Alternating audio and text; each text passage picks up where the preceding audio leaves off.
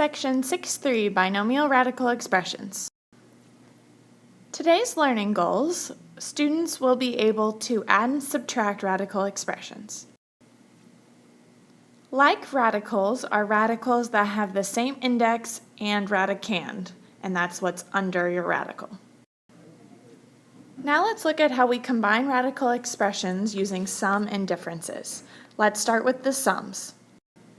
A times the nth root of x plus b times the nth root of x.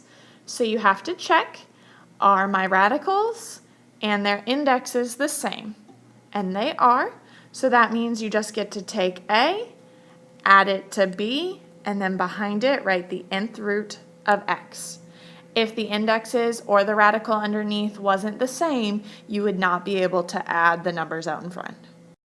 Same thing is true when you're subtracting. You need to check, is my radical and my index the same? And it is, so then you take a and you subtract b, and then you just add the nth root of x. Let's look at our first example when we're adding and subtracting radical expressions. So we have 3x times the square root of xy plus 4x times the square root of xy. So before you even pretend to add or subtract, you need to make sure your radicals and your indexes are the same, which they are. They're both square roots.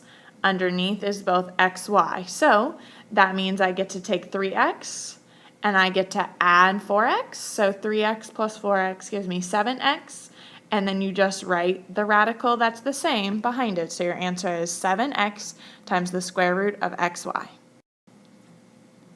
Press pause and I want you to try example 2, where you're taking 17 times the fifth root of 3x squared minus 15 times the fifth root of 3x squared.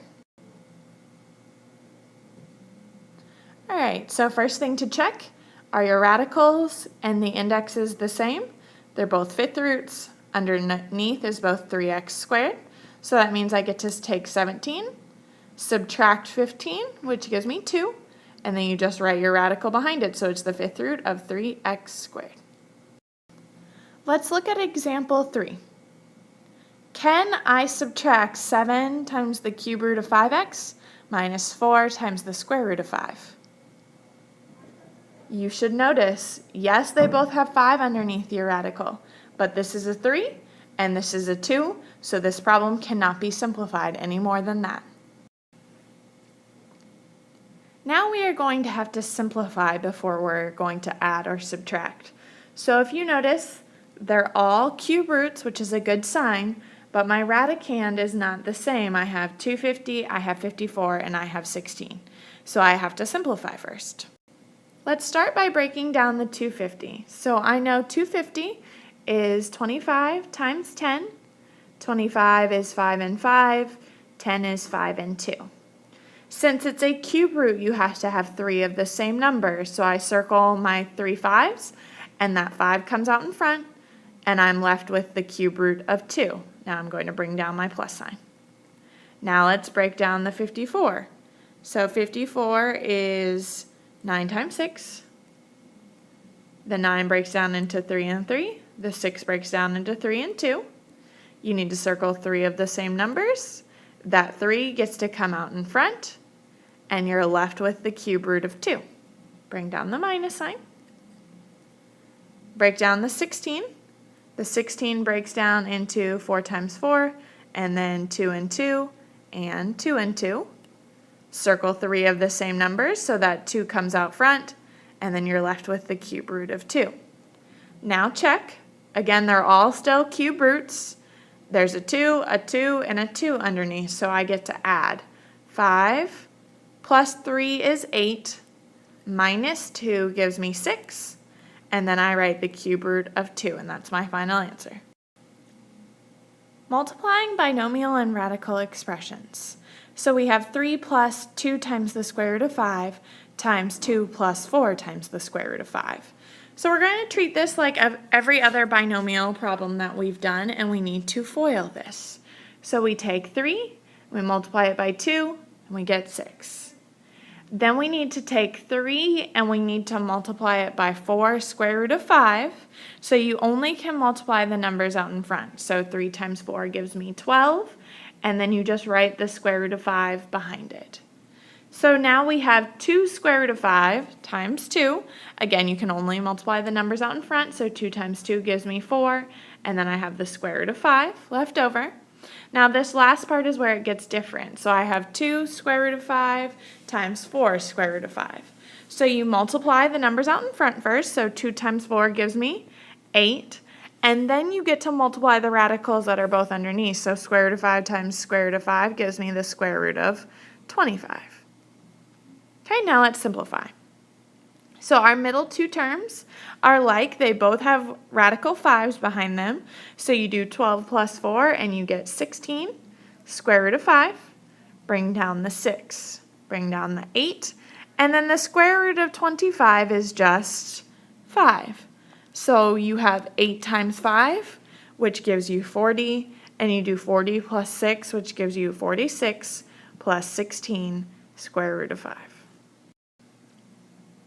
We are still multiplying binomial expressions in example 6, but this time they're conjugates. So what makes something a conjugate is one's the positive and one's the negative. So we're still going to multiply 3 times 3, which gives me 9. 3 times negative square root of 8 gives me negative 3 square root of 8. Positive square root of 8 times 3 gives me positive 3 square root of 8. And then positive square root of 8 times negative square root of 8 gives me negative square root of 64. When you have conjugates, these middle terms should always cancel out. So you're left with 9 minus the square root of 64 is 8, and 9 minus 8 gives you 1. Now, as long as you know it's a conjugate, you should know that the middle term should always cancel out. So you get to skip the O and the I because your first term is always going to be there, your last term is always going to be there, and the middle term should always cancel out. So you could have just done 3 times 3 and then positive square root of 8 times negative square root of 8, and you would have gotten the exact same answer. Now we're going to look at rationalizing the denominator when you have a binomial in its denominator.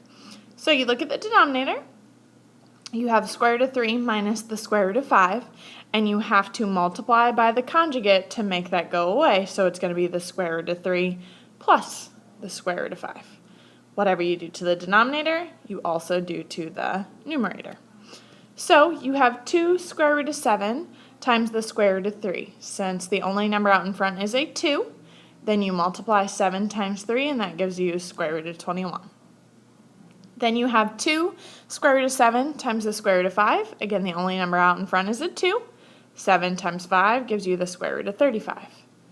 Now, in the denominator, we can use our shortcut. We can just do the first square root of 3 times the square root of 3, which gives me the square root of 9.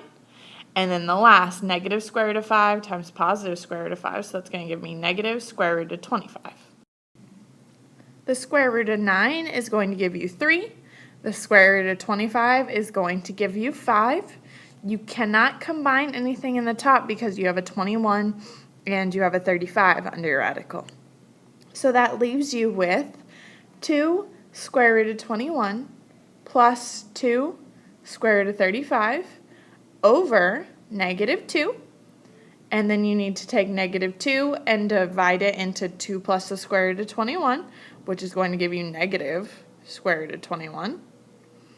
Divide it into 2 times the square root of 35, and that's going to give you negative square root of 35. Press pause and rationalize the denominator for 4x divided by 3 minus the square root of 6. The conjugate of the denominator is 3 plus the square root of 6. Whatever you do to the denominator, you also do to the numerator. Now we need to distribute. 4x times 3 gives me 12x. 4x times the square root of 6, you just write 4x square root of 6. Okay, use the shortcut in the denominator. 3 times 3 gives me 9. Negative square root of 6 times positive square root of 6 gives me negative square root of 36. Simplify the denominator because you cannot simplify the numerator anymore. So that's going to leave you with 9 minus 6. 9 minus 6 is going to give you 3.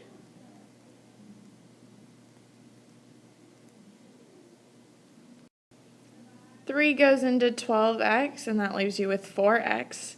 It does not simplify over here, so you could write 4/3 x square root of 6.